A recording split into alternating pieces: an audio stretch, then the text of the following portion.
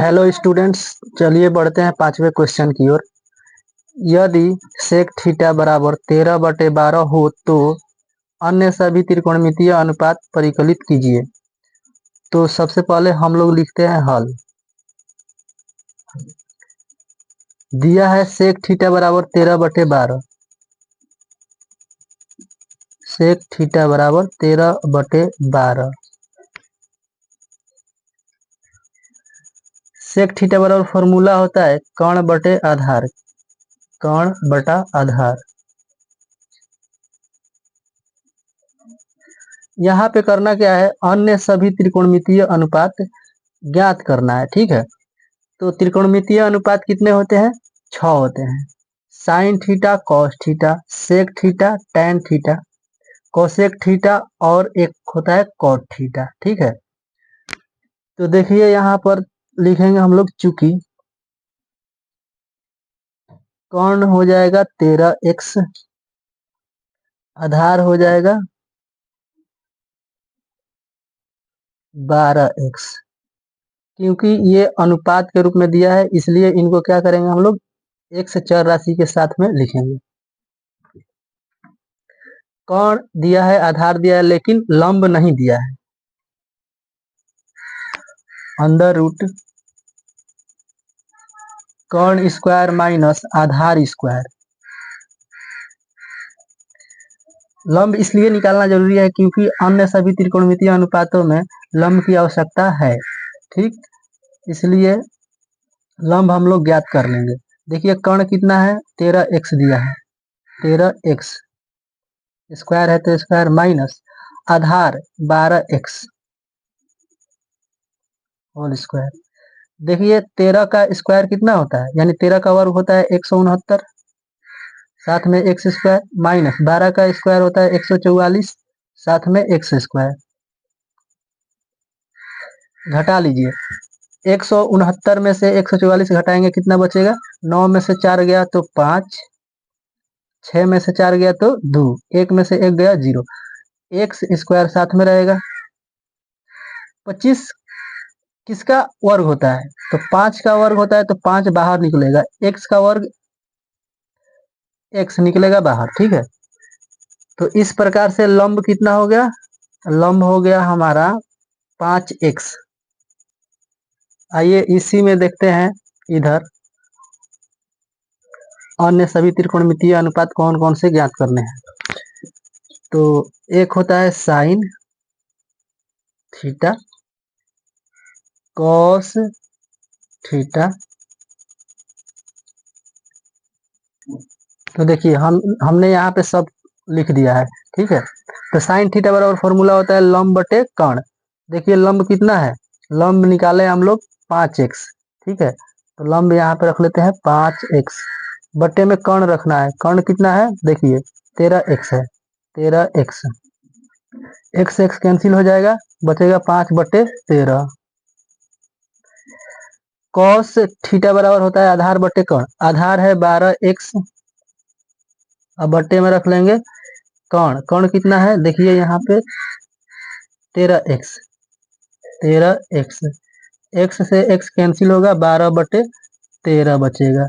फिर tan theta बराबर होता है लंब बटे आधार। लंब आया है 5x, तो 5x अब बटे में आधार, आधार कितना है 12x, 5/12। ठीक है, ये आंसर हो गया। कोसेक थीटा बराबर कर्ण बटे लंब होता है, तो कोसेक थीटा बराबर कर्ण बटे लंब। कर्ण कितना है, देखिए 13x दिया है, 13x बटे में लंब, लंब देखिए 5x आया है, x x कैंसिल होगा, बचा क्या 13/5। और cot थीटा बराबर आधार बटा लंब होता है। आधार कितना दिया है 12x, 12x बटे में होता है क्या चीज, लंब। लंब कितना आया है 5x, तो बच गया क्या, x से x कैंसिल हो जाएगा, 12/5। तो स्टूडेंट्स आप सभी इसका स्क्रीनशॉट ले लीजिए। ठीक है,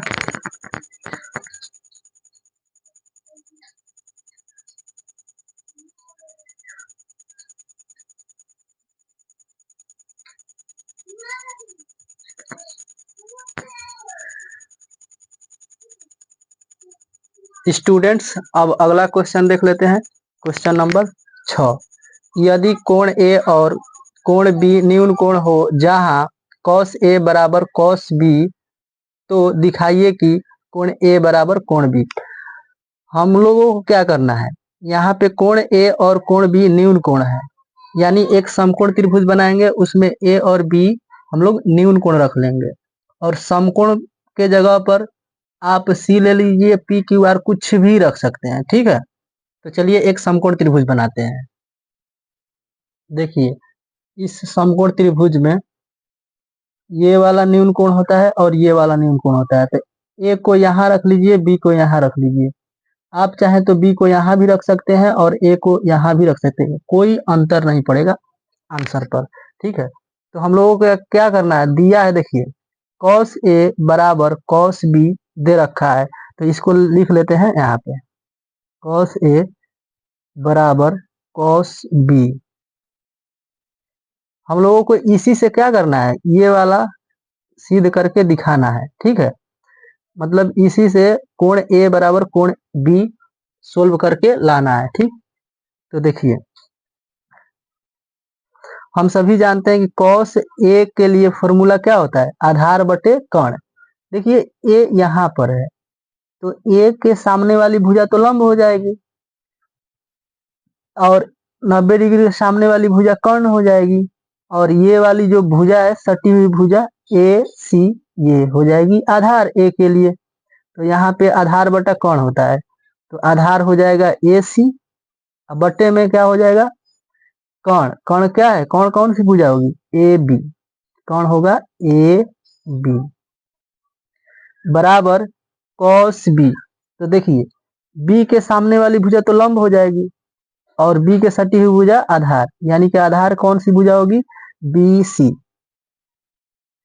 बट्टे में कर्ण होता है, तो कर्ण कौन सी भुजा होगी, ए बी, ए बी। तो देखिए ए सी बराबर बी सी बटे ए बी, इधर ए बी क्या है, भागा में है यानी बटे में है, तो इस साइड आएगा तो गुणा में हो जाएगा, ठीक है। ए बी से ए बी कैंसिल आउट होगा, तो इस प्रकार से क्या बच गया, ए सी बराबर बी सी। तो देखिए एक नियम होता है त्रिभुज का, ठीक है, ये एक नियम होता है कि बराबर भुजा के समूह कोण बराबर होते हैं। अगर किसी त्रिभुज में दो भुजाएं बराबर है, तो उन भुजाओं के आमने सामने के कोण भी क्या होते हैं, आपस में बराबर हो जाते हैं। तो देखिए ए सी, कौन सी भुजा, ए सी है, देखिए ये वाली भुजा, ए सी के सामने वाली कोण कौन सा है, ए सी के सामने कौन सा कोण है, बी है, तो यहाँ पे लिखिए कोण बी। ए सी के सामने कौन सा कोण था, बी, बराबर लिख लीजिए बी सी। बी सी के सामने देखिए इस भुजा के सामने कौन सा कोण है, ये वाला कोण है, यानी कोण ए, कोण ए। हमें क्या सिद्ध करना है कि कोण ए बराबर कोण बी, तो इसी को पलट लीजिए, ए को इधर रख लीजिए और बी को इस साइड रख लीजिए, कोई दिक्कत नहीं, यानी कि बी बराबर ए तो ए बराबर बी। इस प्रकार से क्या हो गया, सत्यापित हो गया। तो अतः लिख लेंगे हम लोग, अतः सत्यापित, सत्यापित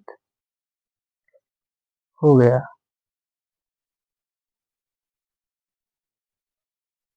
यही आंसर हो गया, ठीक है। तो आप सभी इसका स्क्रीनशॉट ले लीजिए। तो इस वीडियो में इतना ही, अगली वीडियो में हम लोग अगले क्वेश्चन को करेंगे, ठीक है। तब तक के लिए बाय बाय।